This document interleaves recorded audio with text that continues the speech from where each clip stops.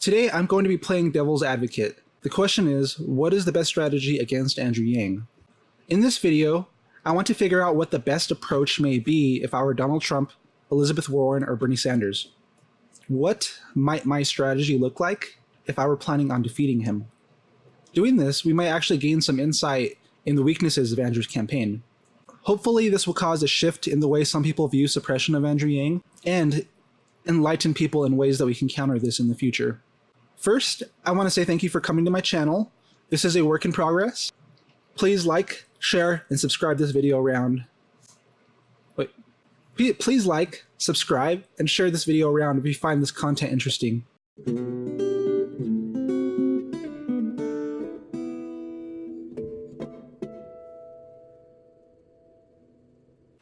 The first area I want to look at is how conservatives handle Andrew Yang.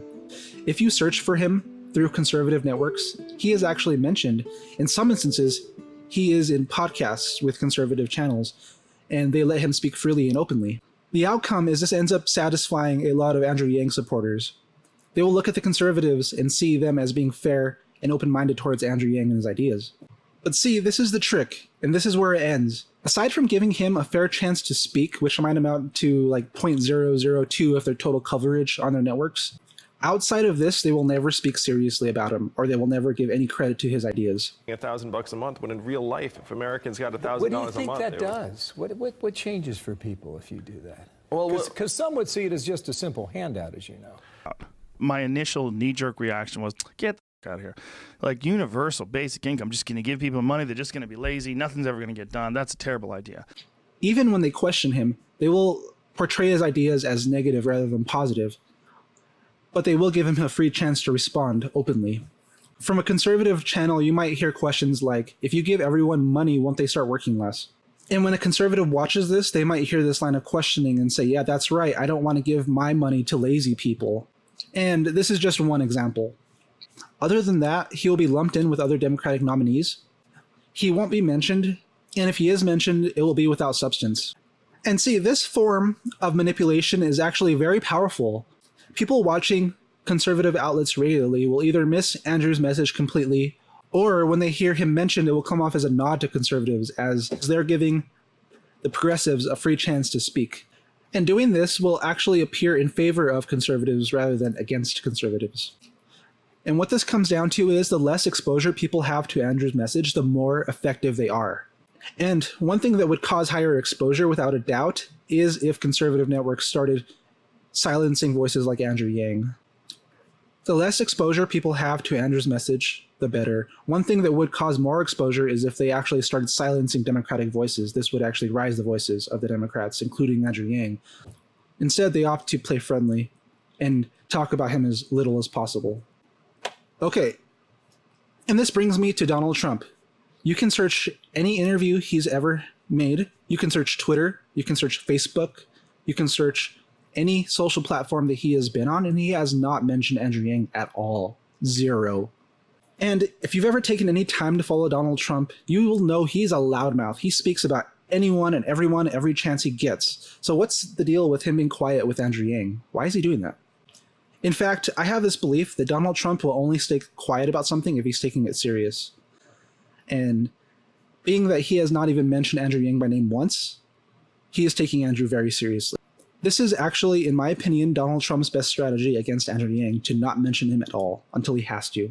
And you see, the reason for this is because currently Donald Trump has the loudest voice of all the conservatives right now. If he mentioned Andrew Yang, positive, negative, or even neutral, that would drive traffic to Andrew Yang. And any traffic given to Andrew Yang is potential to take away from Donald Trump, and I think Trump is very much aware of this. And so this scenario becomes a lose-lose for Donald Trump. Right now, what he's doing is he's using his conservative channels to suppress Andrew as much as he possibly can, and hopefully get to the point where he never even has to face him on stage. This is Donald Trump's game plan against Andrew Yang. For now, Trump's strategy is to let people become aware of Andrew through other sources that are not directly from him. Meanwhile, the mainstream media on the Republican side will passively lump Yang in with the other Democrats, and in doing so, he will be labeled as far left, hyper-progressive, anti-Trump. In doing this, their hope is that Andrew's voice will dampen and die down before he ever gets the chance to win the Democratic nomination. This is the Republican strategy. And with that said, if it becomes likely that Andrew Yang is going to win the nomination. If he takes like Iowa and some of the early states like California, then this is when Donald Trump will come in and actually mention Andrew by name, because at this point he will have no choice. Okay, enough talk about Donald Trump. Now I want to talk about the strategies Elizabeth Warren and Bernie Sanders, and for that matter, Pete Buttigieg, are using against Yang. Okay, so I want to talk about Bernie Sanders first, as I think his strategy is the most similar to Donald Trump's. Give Andrew no attention. Don't give credit to his policies. Don't give him any kind of nod. Don't do anything that is going to take away your fans and give them to Andrew Yang. In other words, Bernie Sanders is literally going to ignore Andrew Yang every chance he can. He will only talk about Yang if he has to. He will only talk about Andrew Yang's policies if he has to.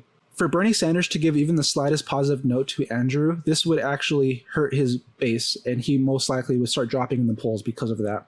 Although with that said, I think Bernie realized the strategy isn't actually working recently, as he started stealing lines from Yang, such as if we talk about Trump more, it's actually helping him. That was Yang's line. He was the only person using that, and Bernie, at the most recent debate, stole that from him. He literally got the one-up on him with that line.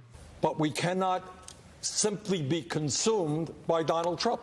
Because if we are, you know what? We're going to lose the election. And that's the exact wording that Andrew Yang used. So I think Bernie Sanders is starting to take on the strategy more of Pete Buttigieg, which we'll get into. The next commander-in-chief has to be focused on the true threats of tomorrow, and that's what I will bring to the table as commander-in-chief. Thank you, Mr. Yang. Andrea? Mayor Buttigieg, let's talk about your record as a candidate.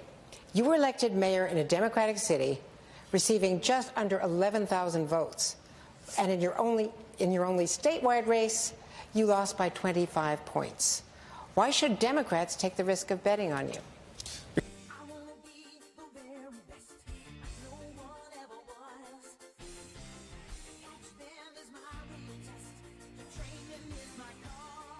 Because I have the right experience to take on Donald Trump. Okay, so that actually does bring me to Pete Buttigieg and Elizabeth Warren. So the first point is Buttigieg. I think we all know his strategy. His strategy is to copy Andrew Yang. Pete Buttigieg isn't a popular person, but he is more well-known than Andrew Yang, at least at the time that they were starting these races. Right now, I think that gap is closed, and I don't think Buttigieg is more known than Yang anymore.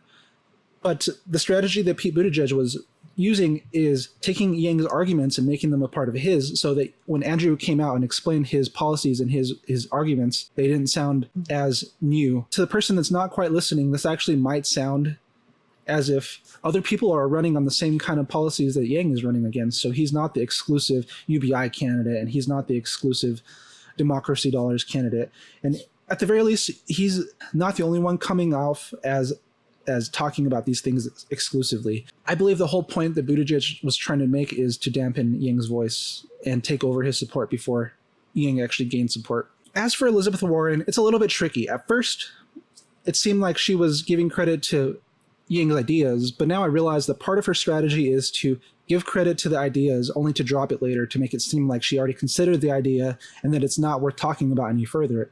This is really manipulative, and it actually doesn't require much for her to do this. All it required was her giving a nod to UBI and say, I'll look into the data. And then she looked into the data, and her plan doesn't change, which means that in the mind of a lot of voters, they might look at that as saying, hey, Elizabeth Warren already looked into UBI, and she didn't adapt it. So that must mean that she has the better option with the wealth tax. This strategy is in hopes that people are not really paying attention, and she might be right about this. That's the tough part. Okay, so this is me playing a little bit of devil's advocate, and I'm trying to gain some insight into what the strategies of other contenders, including Donald Trump, may be, as Donald Trump is very much preparing for Andrew Yang. In fact, I believe Trump is preparing for Yang more than he is preparing for any other candidate, hands down. I will be making a follow-up to this video. In the follow-up, I will be explaining various ways that we can actually counter this form of attacks against Yang and ways that we can overcome that. I'll be looking into ways that we can actually amplify his voice, as the more his voice is dampened. Kristen Welker. Let's talk about Medicare for all. Senator, Notify the American people. It's not an expanding base, so I don't just think this happened. So while I appreciate his work, I am someone that doesn't come from money. I see my husband out there. To push the power back to the people and away from D.C. Mr. Steyer, thank you. I Senator want to stick up for Klobuchar, Tom. a brief Tom's one of the response. good Well, I'm someone. The less impact his message has overall, and we want to make his voice as loud as possible. We really want to amplify it to 11. if we can. And that's the goal.